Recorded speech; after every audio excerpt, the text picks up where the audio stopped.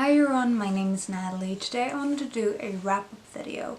I've decided to try and make monthly wrap-ups again, just because I feel like sometimes it's slightly limiting to have a specific number of books, and I feel like I would like to incorporate more reviews and recommendations in between wrap-ups rather than having wrap-ups quite frequently. So I thought I would try to switch over to the monthly wrap-up format again and see how it goes, but I will be doing twice a month when I have a lot of books to talk about, just so the videos don't get too long. And this month, obviously, because I have two books that I finished in April, I thought I would do a mid wrap-up first. So without more rambling for introduction, the first two books that I want to talk about are the books that I finished in April, and they are both books I read during Dewey's. The first one is Murder Most Unladylike by Robin Stevens, which is a middle grade mystery set in the 1930s in a girl boarding school. And it follows Hazel and Daisy, two young girls who have created this secret detective society, and they solve little mysteries in the school, and then one day a governess is found killed and they start investigating. The historical setting is a lot of fun, and I really enjoy the setting of a boarding school in general, the dynamics within a closed situation like that. The characters are great. I really like Hazel especially. She is a Chinese immigrant, so this is set in Britain, so she's come from China to attend school. Because of her Chinese heritage, she is treated with some discrimination and things like that, so that is part of her character, which makes her quite unique for me, at least, with middle grade type characters, and she's also really interesting in herself, her personality. She grows in confidence over the book's course. Liked how Robin Stevens wrote to a younger reader.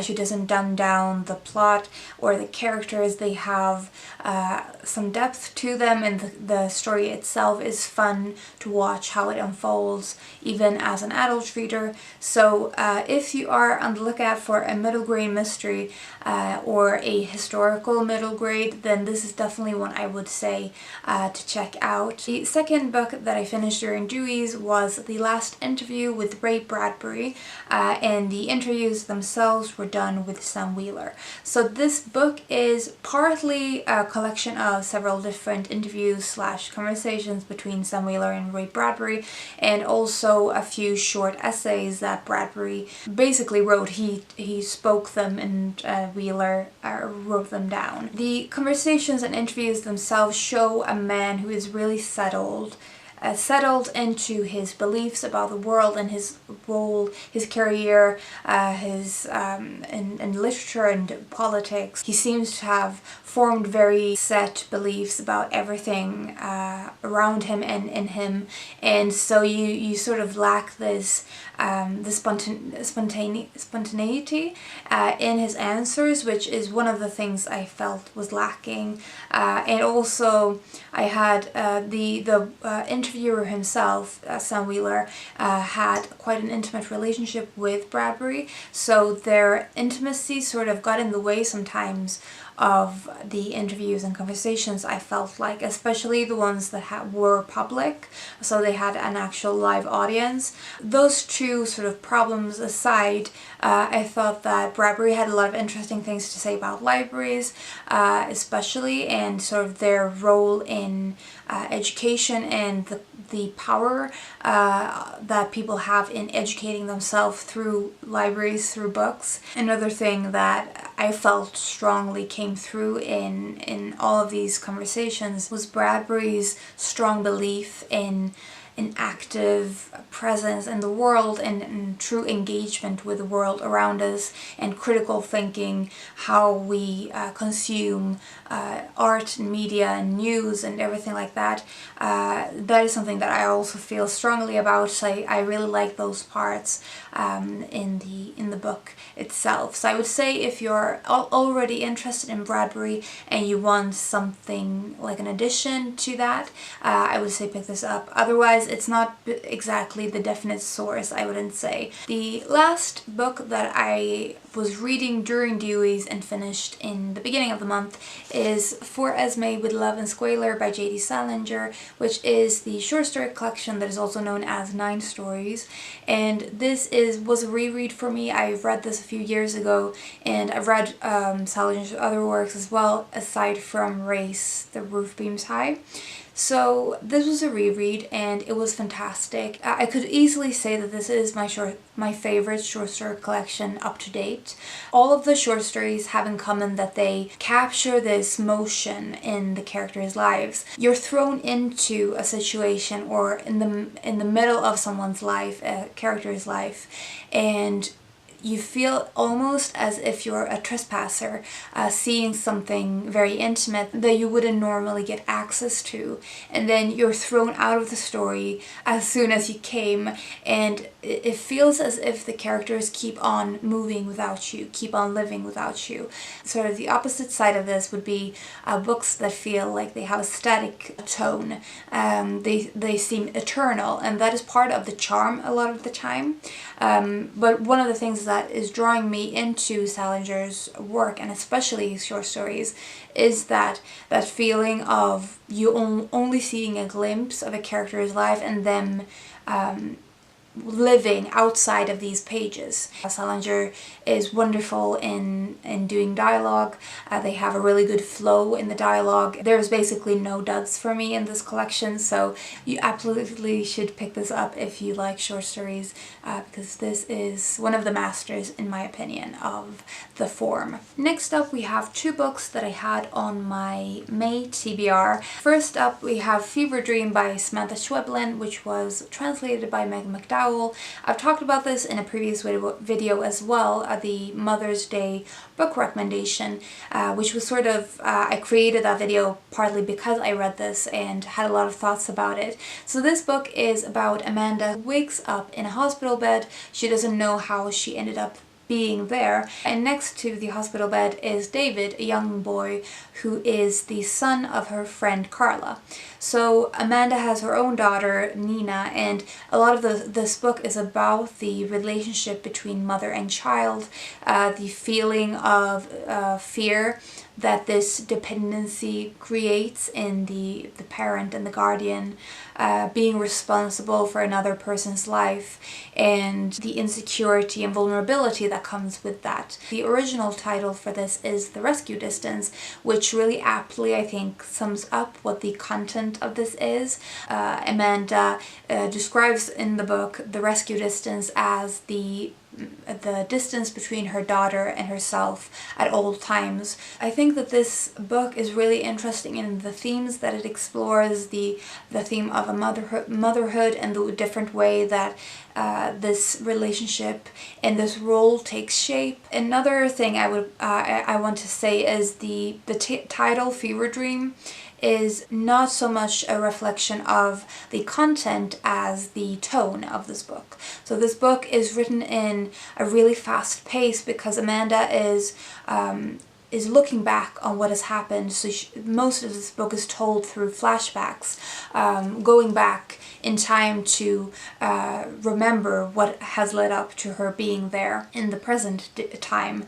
And she is feverish as she's recollecting and remembering what has happened. And David keeps telling her that time is running out, so you feel like you're running downhill. She, not really knowing what has happened, makes the overall tone of the book very hazy, but it is very addictive because of that. I thought that it was a really interesting book and amazing for a debut. Samantha Schweblin is actually coming out with a short story collection in January next year, I think, that I'm really looking forward to. So I have that on sort of my wish list for next year's releases. The other book that I had on my maybe TBR is Maestros and Their Music by John Mauceri. This is a nonfiction book about what it's like to be a conductor. So the book itself is told through John Mauceri's own personal experiences working as a conductor for a very long time. So he talks about specific moments in his life and doing specific works, talking about specific performances that he's done, but most of the book is about what it actually means to be a conductor, what the job entails, how you become a conductor, what they do, and their importance in a classical music performance, how the art of conducting came about. He does some classical music history and talks about, for example, how the music that was being composed contain more parts, and as the music itself became more complex, there was an increasing need for someone to have sort of an overview of all of the different parts that the orchestra sort of combined into becoming this unity. Because he talks about his work in classical music, he also talks about the way we digest music and how that has changed over time as technology has been developed, and how the digital era is changing everything as well and creating new opportunities and some of the things that we lose out on through these changes. One of my favorite things about this book is that Mauceri uses the metaphor of translation for what he does as a conductor. So conducting as a translation of the score, the musical notes that the composer has written down as sort of the intention of what the music is supposed to be, and each conductor doing their own translation of that score. And because he uses this metaphor, you realize that there's a good portion of interpretation in this translation. As a translator or as a conductor, you choose which parts to highlight, which things to that you value the most. If you are interested in classical music, this is probably one you would want to check out. Lastly, we have a gigantic book that I have actually been reading for almost exactly a month. It is Les Miserables by Victor Hugo. This edition is translated by Norman Denny. I've actually mostly listened to this as an audiobook, but I read portions of this in the book format, and the last like 100 pages mostly just in the book format as well. This is the epic story of Jean Valjean. The musical is so popular that even if you haven't read the book, you probably know the basic story of this. Victor Hugo clearly has a lot of problems with the Paris of the 19th century, the early 19th century, and a lot of this book is his social criticism. He discusses the educational system and all of the problems that is embedded into the system, of lack of rights for women, and how that leads to prostitution and a lot of despair for women, and that also translates into heartbreak for children who are born in this poverty. Partly he criticizes through specific tangents, partly he does this through the characterization and the lives of these characters and how their lives span out.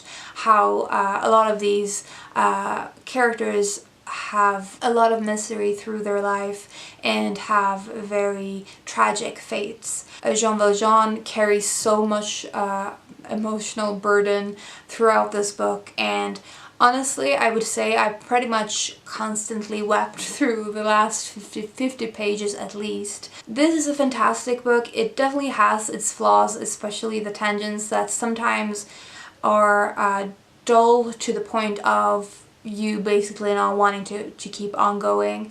I want to be completely honest, there were definitely moments that I felt like I wanted to skim read / quit, but there's so great characterization in this. Honestly, that is the main strength of this book, is the characterization, and especially of Jean Valjean, but all of the other ones as well, and there's so much life in them, and you forget that this is such a long book when they are at the forefront of the book. So yes, I would strongly recommend this book, and just know that it might take some time, but that it is worth it in the end, in my opinion.